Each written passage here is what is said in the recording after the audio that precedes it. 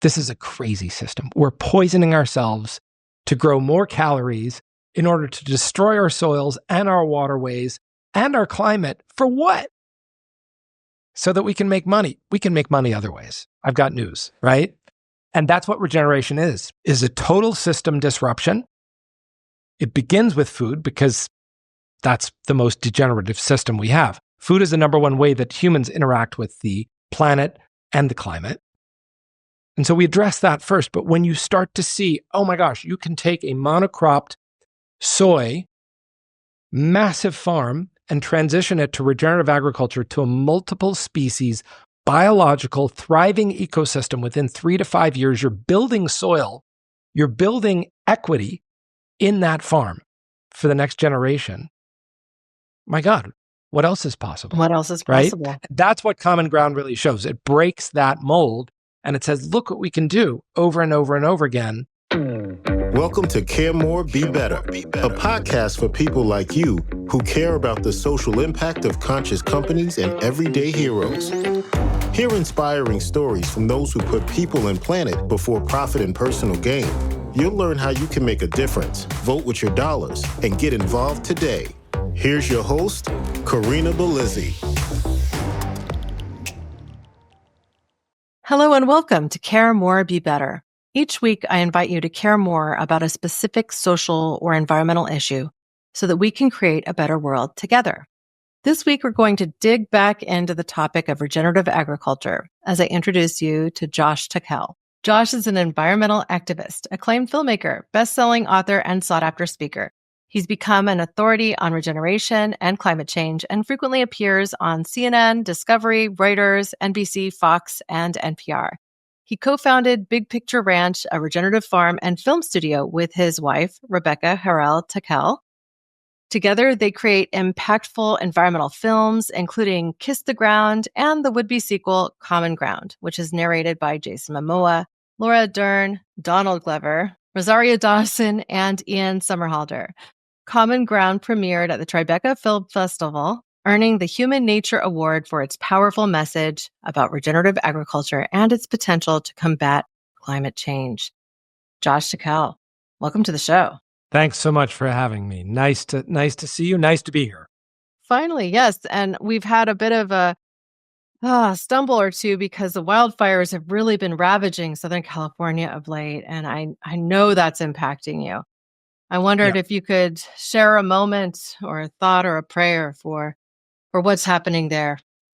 Well, certainly, look, I think everybody in Southern California who has friends and family who are affected, prayers go out to everybody. It's a nobody anticipates being part of a natural disaster. And when it happens, it usually happens quickly. So obviously there are many people impacted. There are many organizations working, many opportunities to volunteer and contribute. So hopefully folks listening do that. Yes. On top of that, I think it's a real wake-up call. It's one thing when we see climate-related disasters in places we consider the developing world or, the low and middle income countries. It's another thing when we see it in the thriving metropolis of Los Angeles, Tinseltown, the place where dreams are made. So I think that will inspire a new dialogue with a new community about not just why are we at the impact of these climate-related catastrophes, but what is the mechanism for building resilience? And hopefully regeneration comes into that conversation. Certainly. And I have to say, I have seen some media coverage of homes that survived the fire, some of which integrated things like living roofs with earthen structures incorporated that, guess what? The soil actually helped protect the home. So there are new technologies coming about and sometimes old technologies as well that can support things like reversing this climate issue. And I know that we're going to get into that today. Yeah. As we get started, I really have to say it was amazing to have the opportunity to screen Common Ground at Expo West last year. I got the chance to briefly meet you, to see you speak on stage with some of the others involved in the project. Gabe Brown was there, he's wearing that red cape on the cover of your poster for Common Ground, our would-be hero of regenerative agriculture. John Rulak was there, who was the executive producer for Kiss the Ground. I've featured him on this show before. And Kelly Ryerson, Glyphosate Girl, who I also have interviewed on this show.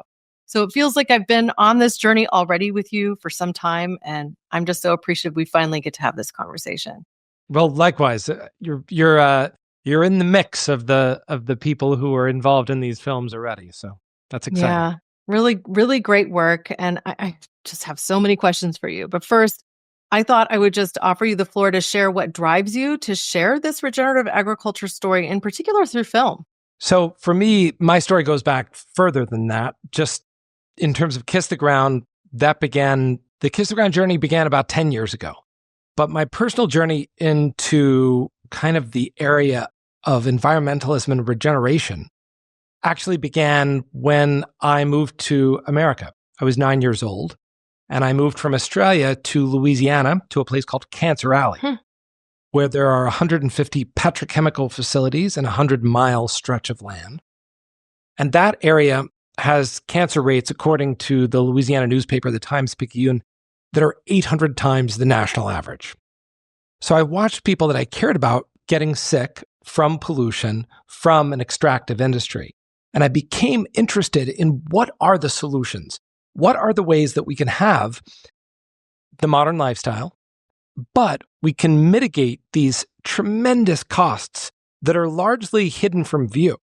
And that set me on a lifetime journey. That was 40 years ago, and have been very much involved in the environmental movement and climate movement ever since. It's an inspiring story indeed. Have you seen many changes occur in that particular area? Are the cancer rates down, or are we just seeing more of the same? Cancer rates are not down. They're not down. No, not in That's Louisiana. what I expected. I mean, let's face it. We've got, this then sort of enters us into a larger conversation about what is regeneration and why on a global scale is this an important conversation. We have an economy that is fundamentally based on extraction. You pull a resource out of the crust of the earth, you use it, and you dispose of it, right? Sometimes that ends up in the atmosphere, sometimes that ends up in our waterways, and sometimes that ends up in our soil. But it has to end up somewhere if you extract it and use it in a non-circular system, right? Regeneration says, okay, let's not even take the idea that we can sustain a system in which we're endlessly extracting resources from a finite system, a finite planet. Let's create economies in which they're not only circular, but you're improving the base, right? Which is ultimately ecology. You're improving the ecology on which we all live. And that could be the soil, that could be the air, that could be the water, that could be the ecosystem, that could be the culture that was there beforehand. Usually it's a combination of all of those things. So how do you leave something better than you found it? That's the core question of regeneration. And in essence, we are talking about regenerative agriculture in Common Ground, the film, which is coming out April 22nd on Amazon Prime Global. Very exciting. I'm so happy to see it get that streaming deal. That's amazing. We're all thrilled. Everybody who's worked on the projects for the last decade, it's a huge moment. But largely what we're talking about is a new era of human design and thinking when it comes to not just how do we grow our food, which is massive, Maslow's basic needs, water and food being at the basis of those needs, but how do we design economies, communities, cities so that they're resilient and regenerative? They are constantly getting better, not worse. It's a big question. It's almost a question that seems unattainable, but it's not. Because once you start diving into this, the food system that we have and the way to grow food regeneratively becomes an incredible example for how to do all of these other things in our modern world. I was thinking about Kiss the Ground and Common Ground since I've seen both films and the story that was told from one to the other. I felt like with Kiss the Ground, you invited people to fall in love with soil. And I was thinking about the impact that film has already had. Yes, you involved some very big names in the project, which of course brings attention in, right? You had Woody Harrelson and several others that were featured in there, including Paul Hawken, who I've interviewed on this show before. Felt perfect, especially with that focus on regeneration. I think Paul Stamets was also featured, if I recall correctly. And then, you you were able to actually create such this focus on soil that someone I never expected to take on that mantle, Sadhguru, started his whole program trying to educate the world about how concerned we have to be about topsoil and erosion and the sorts of things that we need to do to invigorate soil health again. And the bigger question too is really, what do we need to stop? Like that, how much glyphosate is thrown onto our soils, how many chemicals that end up in our waterways. You have, all of these individuals kind of joining this movement to really try and help the populace understand how big this issue is, which is no small feat. I mean, this is a really big ask to get people to understand agriculture again, when so many, they live in cement jungles now. We're not as connected to farming as we once were. So with Kiss the Ground, you get people to fall in love with soil. Now it is about helping us reach a common ground, helping us understand how we can move this to mainstream. Where do you think we are in that phase right now? And how do you see common ground helping us get there? Well, it's exciting. And just to preface for viewers, listeners who aren't familiar with these films, there are two films. The first is called Kiss the Ground, and the second is called Common Ground. And they'll both be on Prime globally on April 22nd. So that's Amazon Prime Global on April 22nd. And you can find more information at kissthegroundmovie.com and commongroundfilm.org. The interesting thing about being on this trajectory for the past decade is seeing the transition. When we began and launched Common Ground, there were less than 250,000 acres in regenerative agriculture in the United States. Today, that number is somewhere in the range of 34 million acres.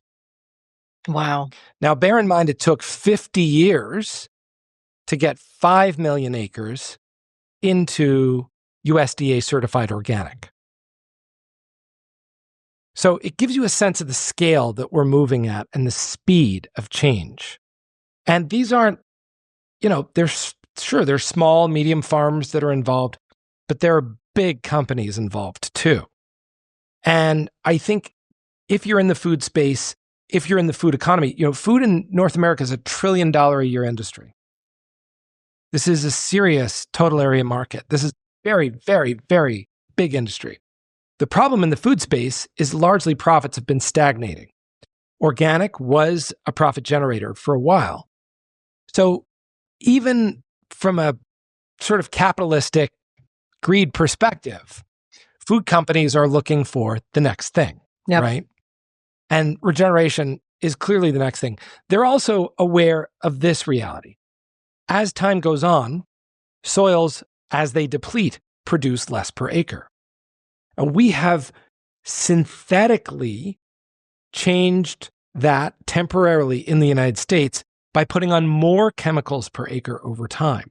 So what we're doing is we're artificially increasing the calories that an acre can produce. You can do that for a while, right?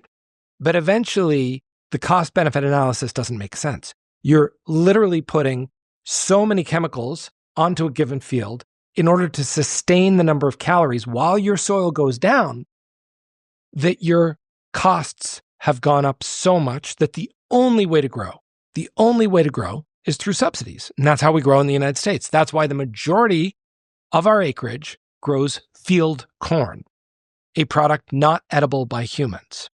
So the majority of acres in the greatest agricultural producer by calories in the world are grown as a monocrop of something that humans cannot eat, that is rapidly depleting the soil at such a rate that synthetically we need to prop up that caloric production with chemical. I mean, that is truly an insane system, is doing the same thing and expecting a different result, right? So the big food companies know this. The big ag companies know this. And to some degree, they've been complicit because, of course, they're making money on these chemicals that they're putting on these fields, right? More fertilizer, more synthetic nitrate, more glyphosate, more of these very, very, very, en masse toxic chemicals to the ecosystem and to our biology as humans. Yeah, and petrochemicals. They're trying to find more places to put oil, basically, right? We've shifted the extraction from oil to food. And now we live in a Loctite economic system where in order to produce food, you have to extract oil. And in the United States, the numbers range, but it's somewhere in the range of 2.8 calories of oil are necessary to produce 1 calorie of food. That is an extremely inefficient system. We are essentially eating oil. Now it's transferred through field corn that becomes all of these products that we consume, and we think that that's food or nutrition. It's not. It's calories. And then that becomes the new American sickness, right? And whatever that derivative is that we're now getting palliative healthcare to deal with, because we've ingested not just empty calories, but we've ingested empty calories loaded with biotoxicity. And we're loading our systems constantly with that. And so if you look at that system as a food company or as somebody involved in the food space, yes, certainly there's money to be made in regenerative. But if you have a conscience, like even a little bit of a conscience, you're going, this is crazy. This is a crazy system. We're poisoning ourselves to grow more calories in order to destroy our soils and our waterways and our climate. For what? So that we can make money. We can make money other ways. I've got news, right? And that's what regeneration is a total system disruption. It begins with food because that's the most degenerative system we have. Food is the number one way that humans interact with the planet and the climate. And so we address that first. But when you start to see, oh my gosh, you can take a monocropped soy, massive farm, and transition it to regenerative agriculture to a multiple species, biological, thriving ecosystem within 3 to 5 years, you're building soil, you're building equity in that farm for the next generation. My God, what else is possible? What else is possible? Right? That's what Common Ground really shows. It breaks that mold and it says, look what we can do over and over and over again. It's US-centric, right? There is a third film coming. I'm going to go ahead and give that away now that is international in nature. And that's coming out, maybe next year. But the basic DNA, the basic understanding of what is regeneration, what is available from a human standpoint in terms of healthy food for ourselves and our children, right? We're talking about 1 in 4 Americans have a chronic food-related condition, including our children. So that's unprecedented, right? What would our population look like with regenerative healthy food? What would our land look like? What would our water supplies look like? What would our climate look like? These are questions that we're probing into in Common Ground, the film that comes out this April.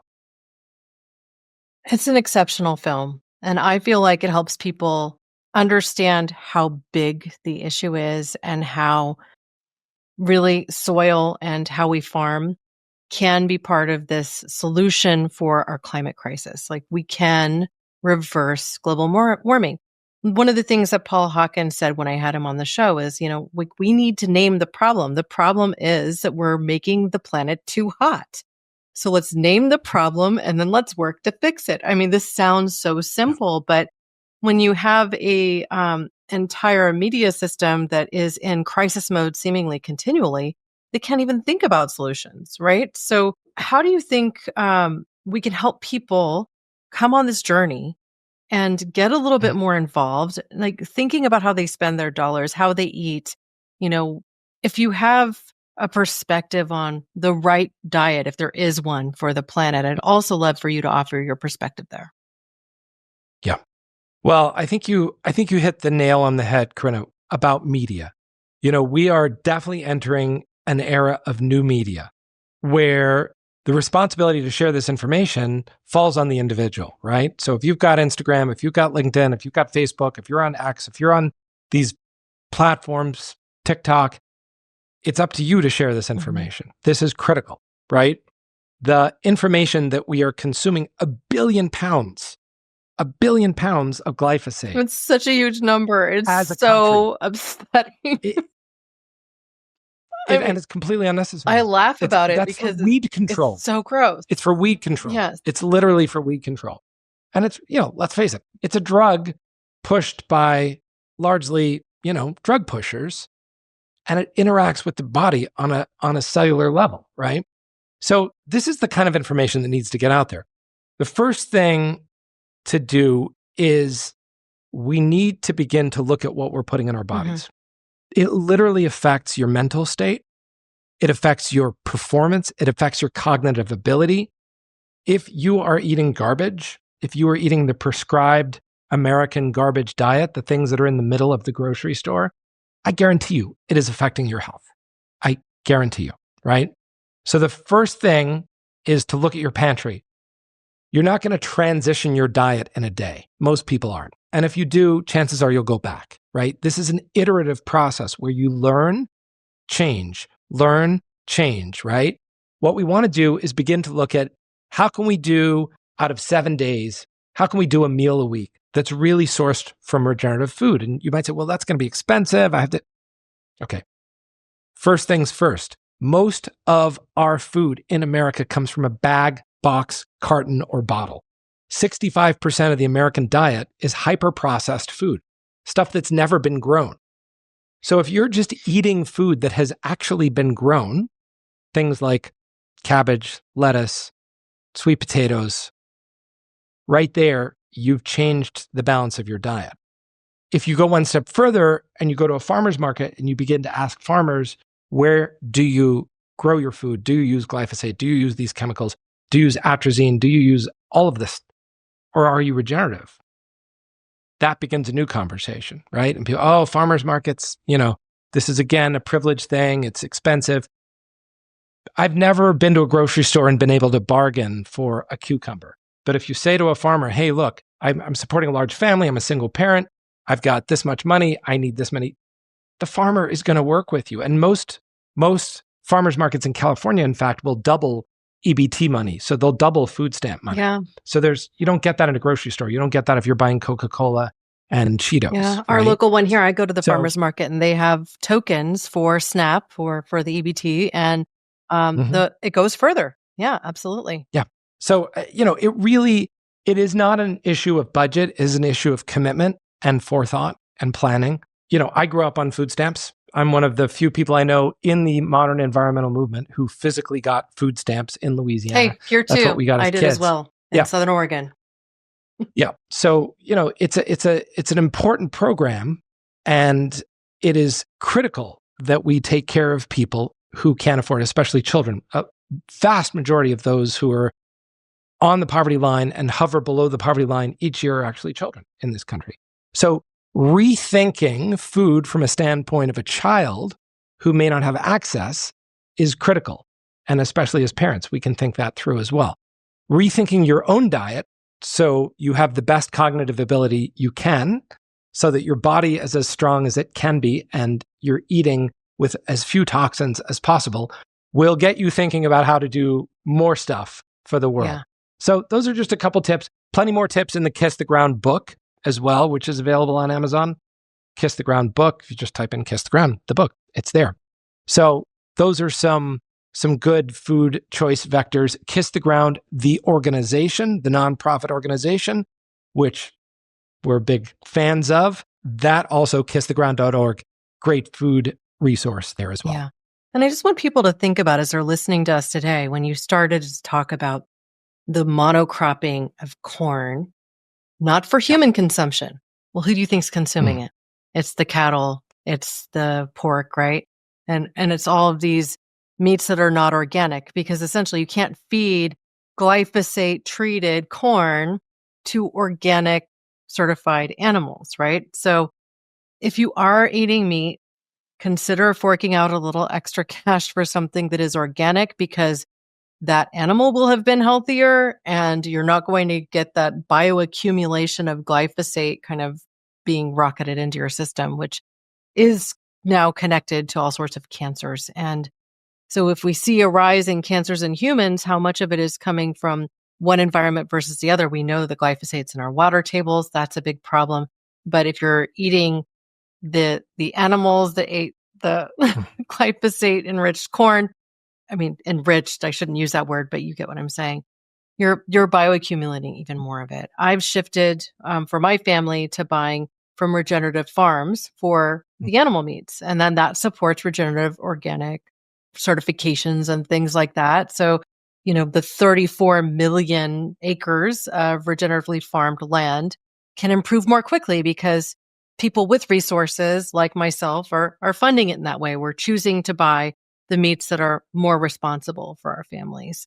And myself, I mean, I'm mostly plant-based. So, consuming foods that are grown within 100 miles of my door, I'm privileged to be able to do that because I'm here in California and we grow a lot of the produce that is otherwise shipped around the country. And so there's simple ways to do this. And I love the resources that you've recommended. I'm going to put my own recipe in today's show notes for a Indian lentil inspired dish that I created after watching a TikTok video and trying to explore more vegan recipes, ways to get more protein into my diet without having to consume meat. So there's other ways to do that too. Yeah, for fork's sake, if you're going to eat meat that's not fed corn, specifically in the United States.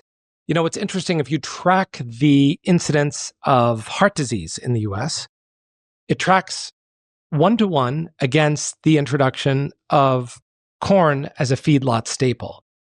And we've come to sort of sell meat with the idea that these fat striations are what's desirable. Those fat striations you will not find in grass-finished beef.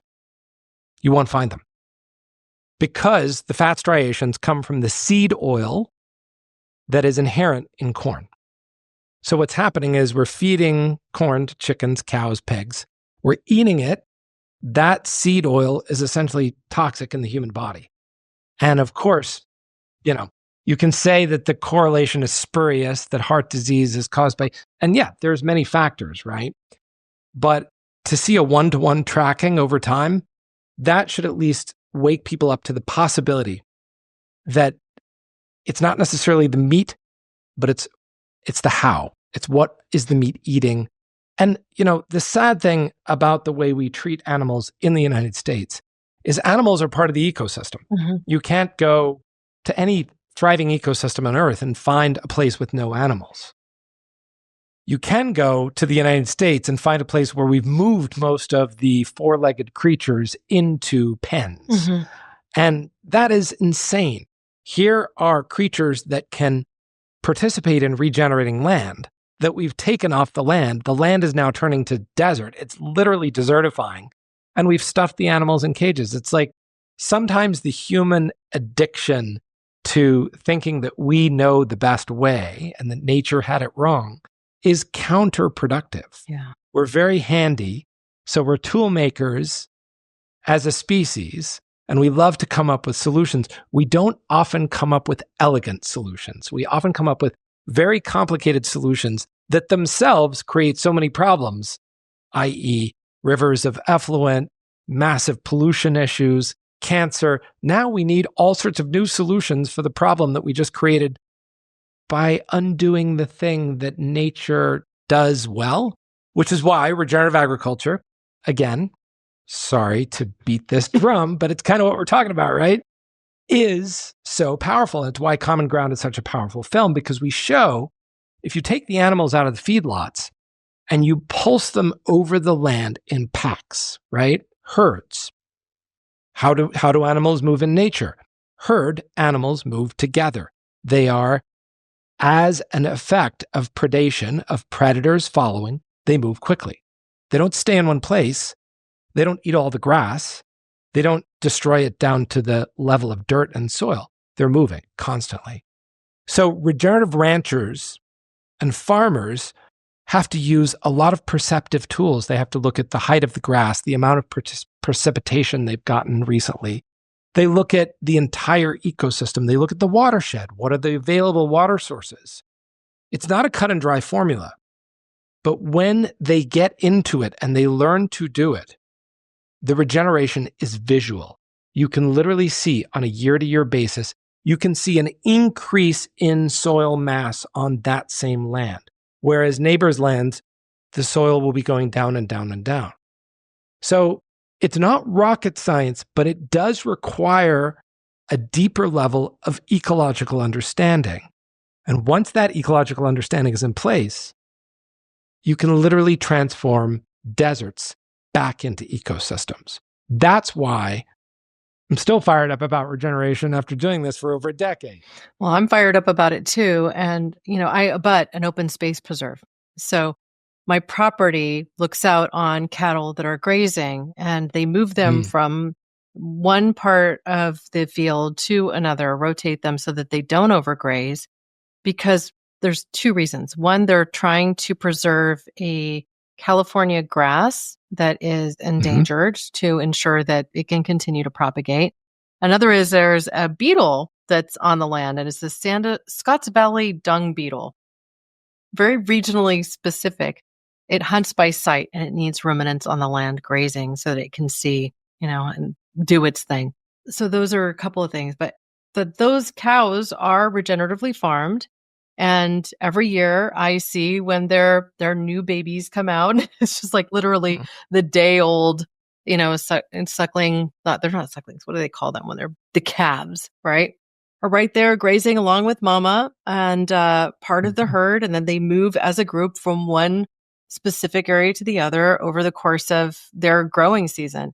And, hey, they look really healthy. You can buy in for half of a cow or a quarter cow from these local regenerative farmers that are working in collaboration with the open space preserve, in collaboration with the park system to be able to do this, which is really kind of a community effort. So we're involving multiple parties, that it's serving the ecosystem as well as providing a food source, which it's different than a lot of the others that you might see out there that are much larger as an operation. So just thinking through the whole regenerative story, there's a couple of bodies of certifying bodies are coming out to be able to help regulate or help people understand, like, this product is regeneratively grown.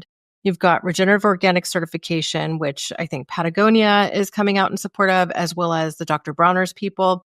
And then Gabe Brown, who you featured in your film, is, I think the certification is called Regen, correct?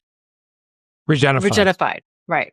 So these two certifications are things that people can look for on products that they might buy. The methods that they use or what they consider as certifiable may be a little different. On the organic side, regenerative organic requires that the producer already be organic certified, and then they're layering on regenerative.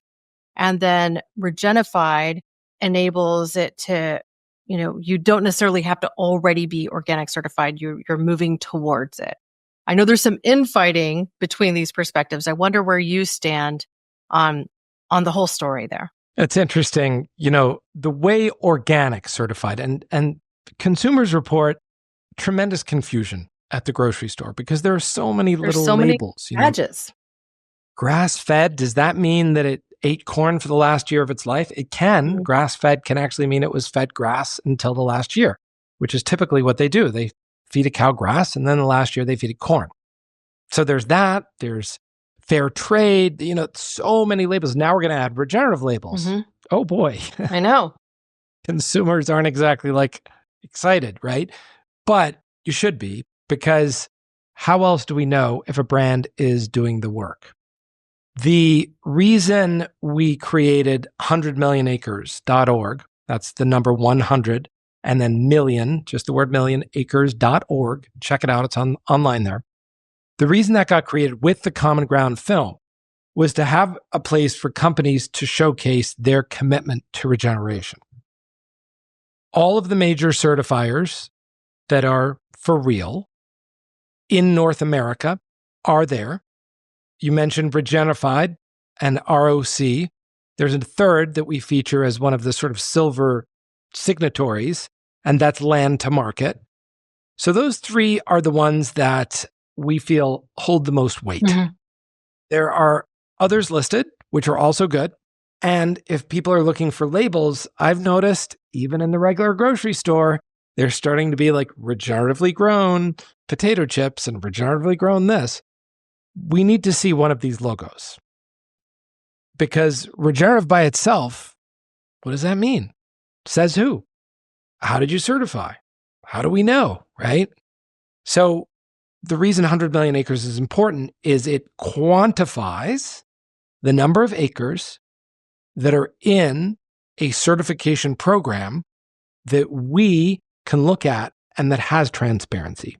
The methods are transparent. The outcomes are transparent. We understand what's happening. These are real acres. They're not fabricated acres. They're GIS-able. They exist. They're farmed. They're in the United States.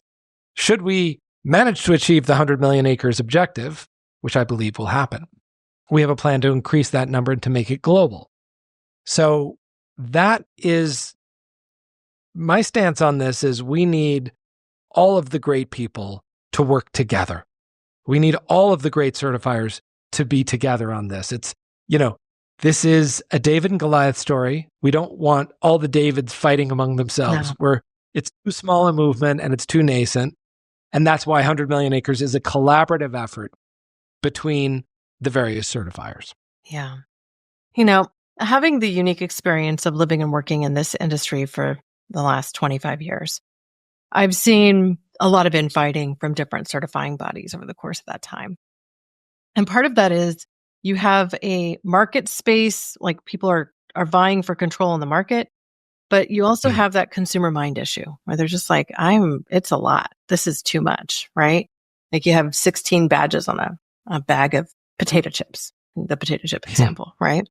What I love about what Gabe Brown's perspective is with Regenify is that they have a system to integrate and bring in farmers who weren't already organic and bring them along that primrose path to get there, away from the glyphosate to something more. To me, that's a truly progressive movement that is an invitation in and that can show them success along the way.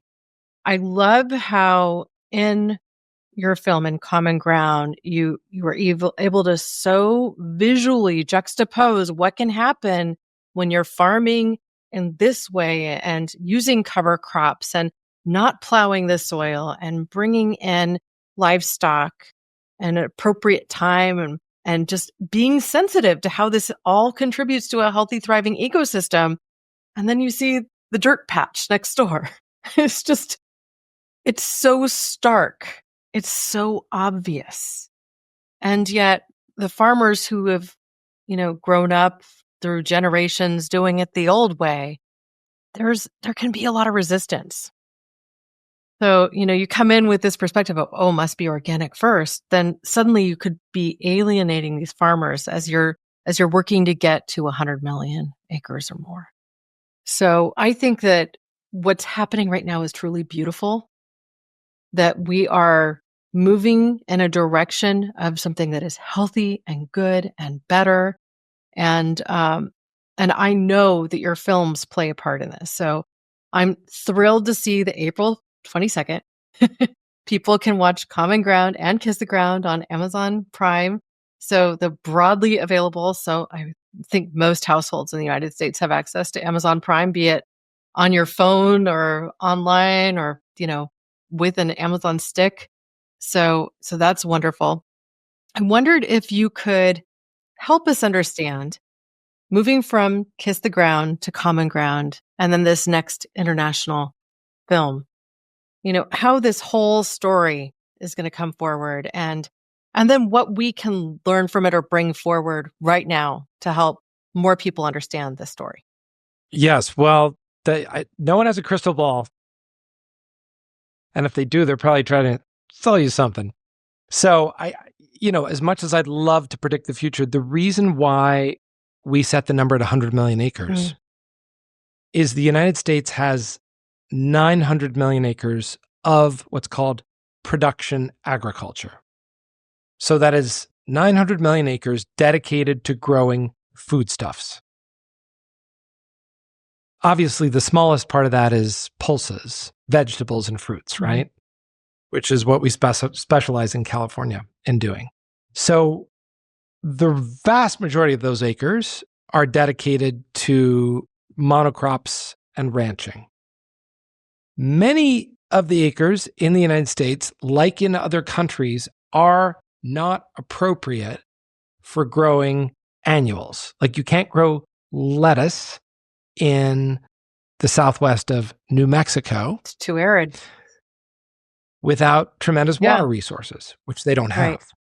So it's the right agriculture performed in the right ecology for the right regeneration. Mm-hmm. You have to really think about all of those things together. What is the ecology able to support? What is the food that can be grown there? And what is going to be the regenerative impact of that food? And it turns out that when you think about acreage that way, we can produce the same or, generally speaking, more calories per acre than we do with the monocrop system we have today. And that's one of the big points in Common Ground is farmers make, on average, 4 cents on the dollar that we spend at the grocery store. So that doesn't make sense. The person growing the food who takes all the risk, who has to put up the land, they have to put up the loans, they have to do it. 4%. They're making 4 cents on the It's dollar? 4%. That doesn't, something's wrong with the system, right? Who makes all the rest? Well, that the film goes into that too. So I think economically speaking, and then if you look at what's the cost to the American person, the taxpayer, we're spending additional money on top of the food dollar. We spend some of the least per capita in the world on food. We spend some of the least per capita per calorie, right? We have among the highest medical costs per calorie in the world. So just because you're getting a calorie of poison for cheap doesn't mean there's not an ancillary cost that you're not going to pay. You are going to pay it. You're going to pay, in fact, more than they pay in Europe, but you're going to pay, in fact, more than is paid in South America. You're going to pay for that poison in medical bills or in life cost. What does it cost to be in a hospital bed? What does it cost to be with a chronic disease or sickness for your life, right? So what's the value of a life?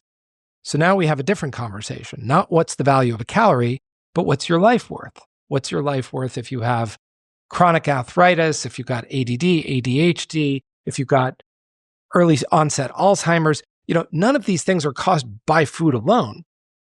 But as we understand genomics, as we understand the role of food and poison in the body, what we understand is that the genome that we have may be the gun, but it's the food or the poison that pulls the trigger, right? So what is the thing that catalyzes disease is often toxicity in the body, inflammation, right?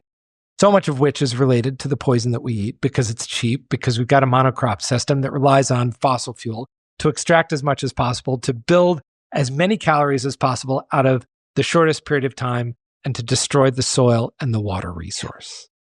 So now we've added the next component, which is life. And what is the value of life? And this is where that system completely breaks down, right? Yes, it makes a lot of money. Yes, it pays for synthetic chemicals, but ultimately it is a biocide. The system itself is a poison against life.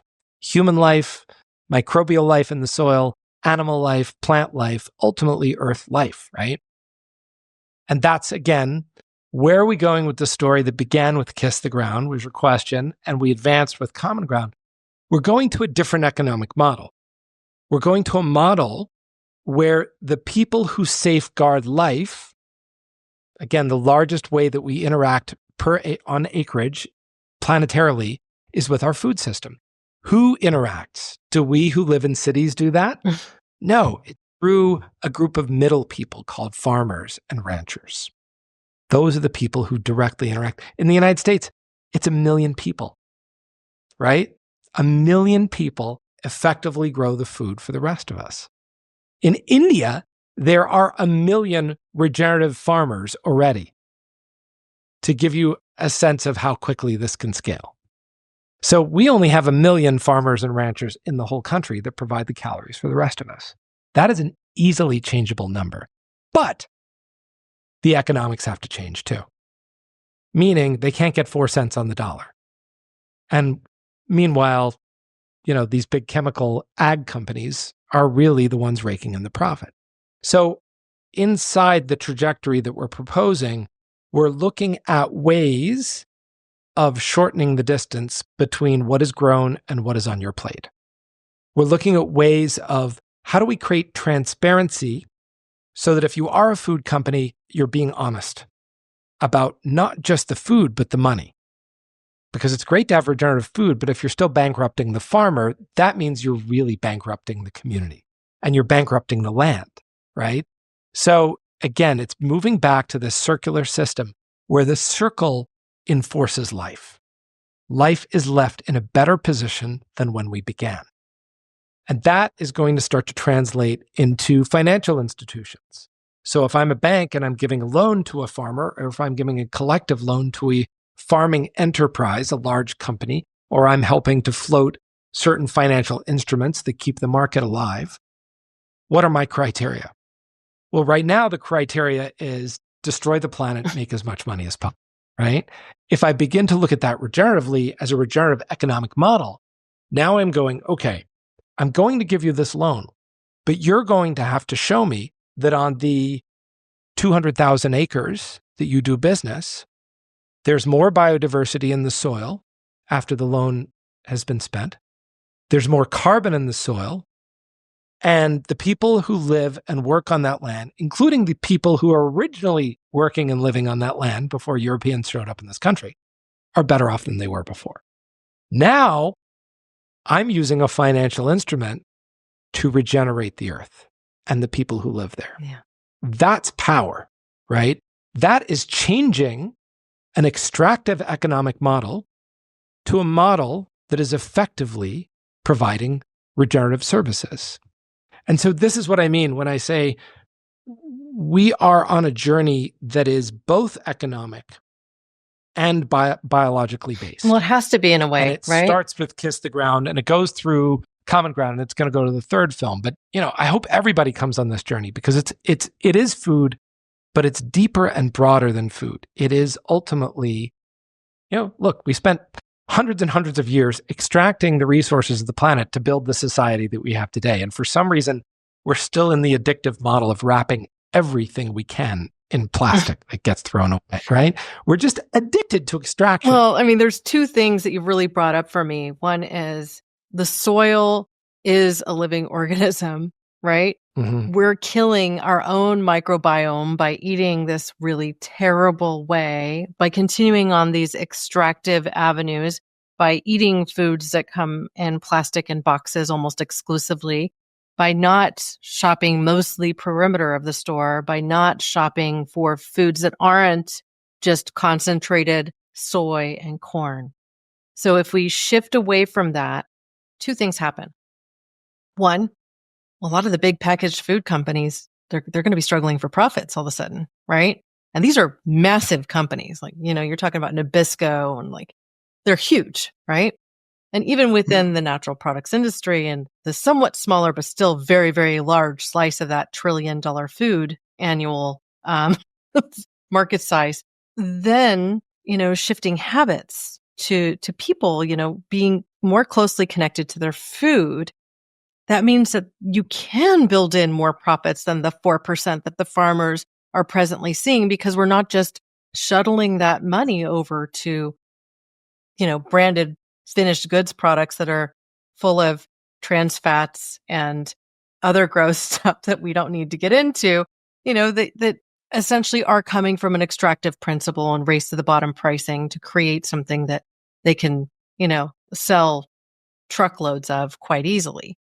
Moving away from this perspective of, a calorie being mostly, you're paying for gas and oil to one of truly paying for the nutrition that is coming into your body that supports your microbiome, that supports the Earth's microbiome, the soil health, that supports the entire ecosystem, that sequesters carbon, that essentially makes everything healthier.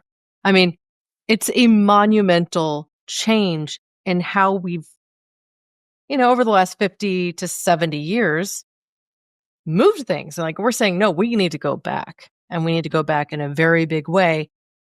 So hearing you talk about the finances of it and putting different markers in place, I'm just like, yes, yes, and yes, and yes, and like, I want to do that as quickly as possible. I'm so bought in. It's like, I'll be the cheerleader on the sideline helping to move that journey forward. I know that like many things, it's difficult to change massive industries.